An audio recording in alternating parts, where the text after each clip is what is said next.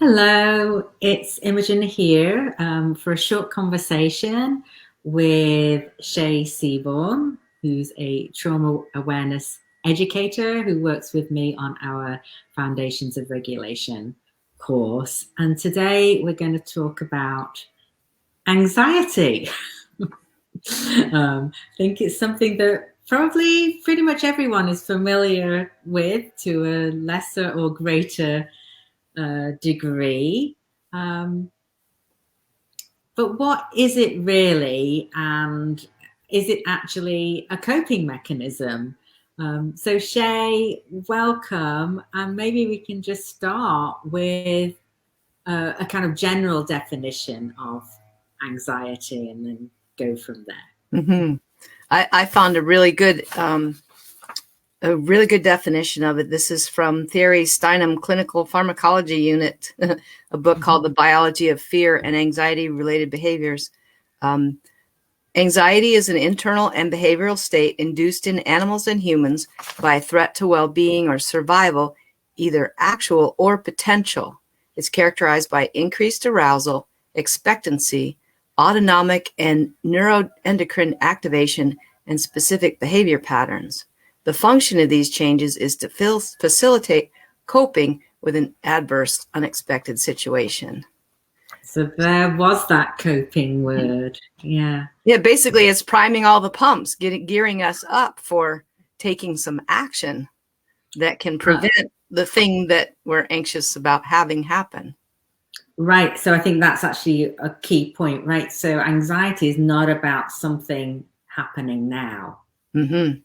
It's about something that is, or we think might be, or could possibly happen in the future. Yeah, it's a like an undefined fear of something happening in the future versus fear is about what's a known threat that's happening now. So before I get too much into that difference between fear and anxiety, what would you say is a mainstream view of anxiety versus that kind of more in-depth definition that you gave us? Generally, it seems mainstream view is that it's some kind of pathology that we need to get rid of. And as a culture, we have a tendency to try to gloss over or skip around the uncomfortable things. So when we feel uncomfortable, we want to make it go away. And we might try to convince ourselves that we're not anxious or over imbibe or overeat or bite our fingernails or almost anything rather than actually examine the thing that's distressing us and find where the wisdom is in it. That's interesting because obviously I don't think anyone wants to feel anxious. It is not a pleasant state of being to be in.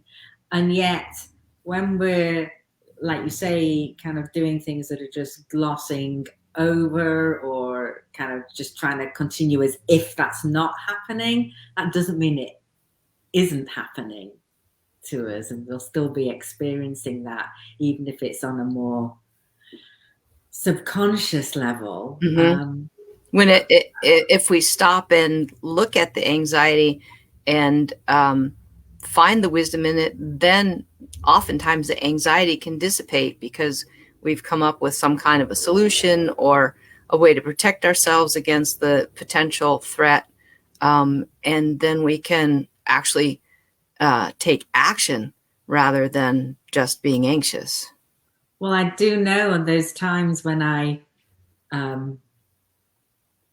feeling anxious about something in the future, when I can actually do something about it, even if it's just some little thing that may or may not actually literally help, I feel so much better because I've done the thing that I can do, rather than just letting this thing keep repeating around my brain. Yes. Well, and that's the thing. It's not just in your brain, it's through your whole body. Well, yeah. And we're not made to be, we're not designed to stay in states of high anxiety for long periods of time. That distresses everything in our body, and it also causes mental health issues. which are health issues. So yeah, sometimes there's nothing practical that you can do to prevent the issue from happening, but you can still make choices that get you out of that cycle of distress. For instance, some of the practices that we use in our classes, just changing your focus onto something that's here and now in the present in your body can help get you out of that anxious state. I think also that's related to that is that acknowledging that I am feeling anxious, but also using that the idea, I think we've spoken about it on videos before, of putting a little bit of space as an observer. Like, I'm noticing that I'm feeling anxious right now. So you're totally acknowledging, you're not kind of trying to swish it away and pretend it's not happening, but you're also not fully immersed in it either. This is something that's kind of quite empowering about owning what's going on. Yes, there's that. And then also the that's the concept of name it to tame it as well. When we speak about our internal state, our brain automatically squirts soothing chemicals. So just saying, I'm noticing I'm feeling some anxiety can help our bodies relax a little bit and relieve us right there.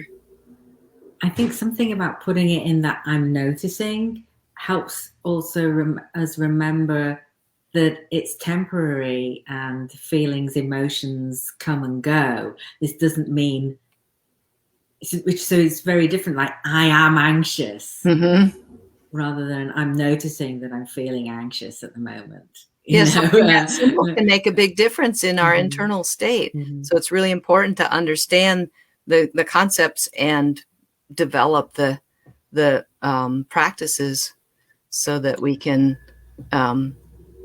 not be basically held hostage by things that we don't understand. I think the other important thing about anxiety that we kind of started to touch on, and I didn't want to go there immediately, and the difference between fear is that we do still have access to our reasoning, our thinking, our cognitive, at least to some extent. Unlike when you're in a full-blown fear response, fight, flight, freeze, collapse, that's a different system taking over for very good reason. Right, that's the autonomic nervous system. And that's because that's something happening now. Right, the threat is real right in front of you now. Yes, and your nervous system will do whatever it deems from experience as the safest thing, whether it's fight, flight, freeze, collapse, fawn, any of those things. But with anxiety, yes, we can still have access to our prefrontal cortex, and that makes all the difference. It gives us choices. Yeah, there's an opportunity. So I've written in my note the neurobiology of anxiety, but I think we kind of just talked about that a little bit. Is there anything else on that kind of side of things you want to say about anxiety? Let me check my notes real quick. Yeah, actually, it's an activating emotion, and moderate levels of anxiety cause us to produce oxytocin, which is the social bonding hormone, and to seek out psychosocial support so we can get co-regulation, which can help bring us back into our window of tolerance. It's very smart. So in my notes, I'd written down that it can be, or it is, a protective and productive emotion. And I can see that from what we've been talking about. So, protective as in you're taking actions to protect yourself in the future from whatever it is. And also productive because you are taking the actions. So that's really, I think, useful to keep in mind.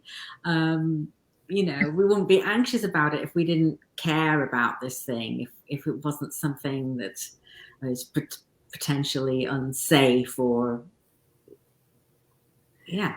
Yeah, and that information. That perspective can relieve us of some of the shame that in our culture goes with anxiety. It's a shameful thing to be anxious in our culture, especially if you have a disorder. And understanding the neurobiology and reframing it, looking at it as, oh, this is something that's actually protective and productive. Hey, that's really great. My brain and nervous system are smart. That's a very forgiving and very humane way of looking at it and yourself. Right. Yes, I totally agree. I also just want to say neither of us are saying that